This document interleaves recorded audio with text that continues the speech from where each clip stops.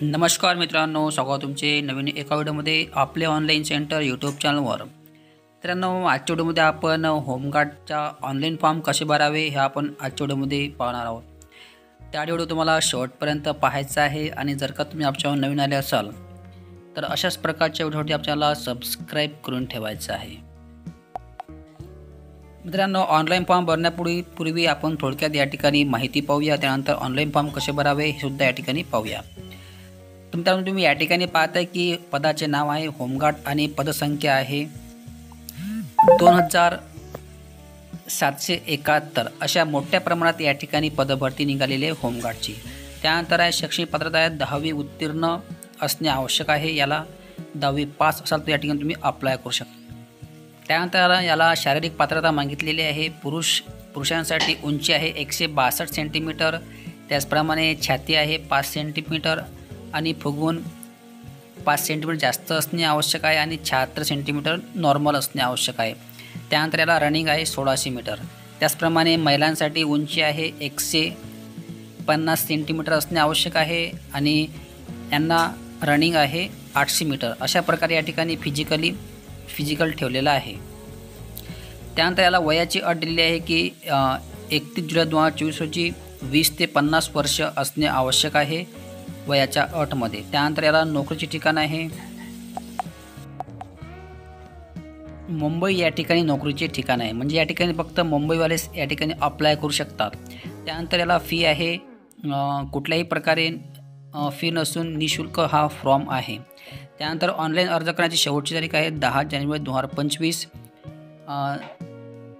रात्री 12 तुम्ही या ठिकाणी अप्लाय करू शकता.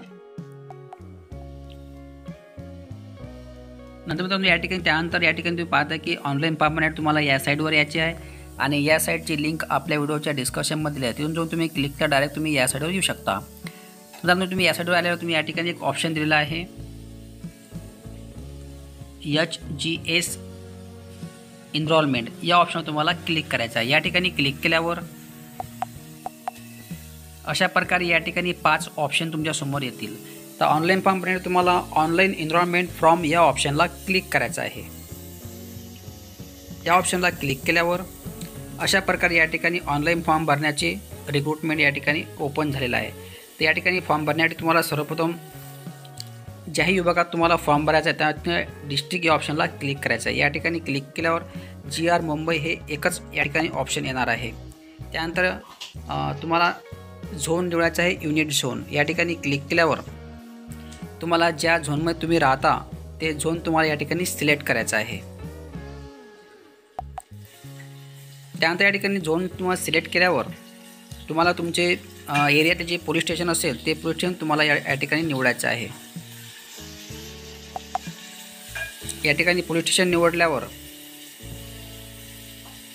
त्यानंतर इकडे फुल नेम तुम्हाला टाईप करायचं आहे इंग्लिशमध्ये. या ठिकाणी सर्वप्रथम आडनाव, त्यानंतर स्वतःचे नाव, त्यानंतर वडिलाचे नाव. अशा प्रकारे या ठिकाणी तुमच्या 10वीच्या मार्कशीटनुसार या ठिकाणी तुम्हाला नाव टाकायचं आहे. त्यानंतर इकडे जेंडर मेल फिमेल जे असेल ते या ठिकाणी तुम्ही टाकू शकता. त्यानंतर इकडे आधार कार्ड नंबर टाकायचा आहे. आधार कार्ड नंबर न चुकता तुम्हाला टाकायचा आहे, कारण की प्रिंट काढताना तुम्हाला आधार कार्ड नंबर यूज करायचा असतो. त्यानंतर इकडे एज्युकेशनमध्ये तुमचं जे क्वालिफिकेशन झालं असेल 10वी 12वी ग्रॅज्युएशन पोस्ट ग्रॅज्युएशन अशा प्रकारे ठिकाणी 4 ऑप्शन दिलेले आहेत. तर या ठिकाणी तुम्हाला तुमचं जे क्वालिफिकेशन ते तुम्हाला क्वालिफिकेशन निवडायचं आहे. त्यानंतर इकडे परमनंट ॲड्रेस जो तुमचा ॲड्रेस असेल पिनकोड सहित या ठिकाणी तुम्हाला ॲड्रेस टाकायचा आहे. त्यानंतर इकडे प्रोफेशनमध्ये तुम्हाला क्लिक केल्यावर या ठिकाणी बरेच ऑप्शन दिलेले आहेत. Labour, farmer, self business, private job, government job, housewife, doctor, advocate, other. तर या ठिकाणी तुम्ही ज्या कॅटेगरीमध्ये मोडता त्या ठिकाणी तुम्ही टाकू शकता. तर या ठिकाणी जनरली आपण फार्मर किंवा लेबर हे ऑप्शन निवडू शकतो. त्यानंतर इकडे खाली तुम्हाला पुन्हा इकडे ईमेल आय डी टाकायचा आहे. त्यानंतर इकडे मोबाईल नंबर टाकायचा आहे. ईमेल आय डी आणि मोबाईल नंबर टाकल्यावर या ठिकाणी पाहताय की तुम्ही नंबर ऑफ टेक्निकल सर्टिफिकेट्स. ते या ठिकाणी तांत्रिक अर्हता म्हणजे तुमच्याकडे जर का ड्रायव्हिंग लायसन असेल किंवा NCC असेल, MSCIT असेल तर या ठिकाणी तुम्हाला क्लिक करायचं आहे. नील या ऑप्शनला क्लिक केल्यावर तुमच्याकडे समजा ड्रायव्हिंग लायसन असेल तुम्ही एक ऑप्शन निवडता. ड्रायव्हिंग लायसनसोबत NCC असेल तर तुम्ही 2 ऑप्शन तुम्हाला निवडायचं आहे, म्हणजे तुमच्याकडे जे क्वालिफिकेशन असेल ते. आणि जर का तुमच्याकडे काहीच नसेल तर तुम्हाला नील हे ऑप्शन सिलेक्ट करायचं आहे. त्यानंतर या ठिकाणी ह्या गोष्टी निवडल्यावर तुम्हाला खाली तुमची डेट ऑफ बर्थ टाकायची आहे. डेट ऑफ बर्थ टाकण्यात या ठिकाणी क्लिक करायचं आहे. त्यानंतर डेट ऑफ बर्थ तुमची निवडल्यावर या ठिकाणी तुमची जे हाईट असेल इंचमध्ये हाईट टाकायची आहे.